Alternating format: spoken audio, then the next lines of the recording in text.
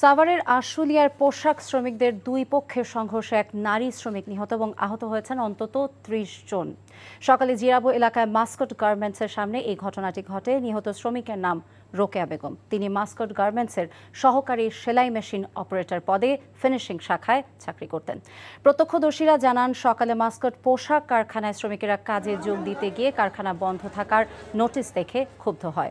এ সময় মাস্কট পোশাক কারখানার শ্রমিকেরা উত্তেজিত হয়ে পাশের সাউদার্ন গার্মেন্টস এবং রেডিয়েন্স নামে দুটি পোশাক কারখানায় ইট পাটকেল ছোড়ে। এ সময় ত্রিমুখী সংঘর্ষের মাঝে পড়ে গুরুতর আহত হন রোকেয়া বেগম নামের এক শ্রমিক। আশঙ্কাজনক অবস্থায় তাকে স্থানীয় একটি হাসপাতালে নেওয়া হলে চিকিৎসকরা তাকে মৃত বলে ঘোষণা করেন।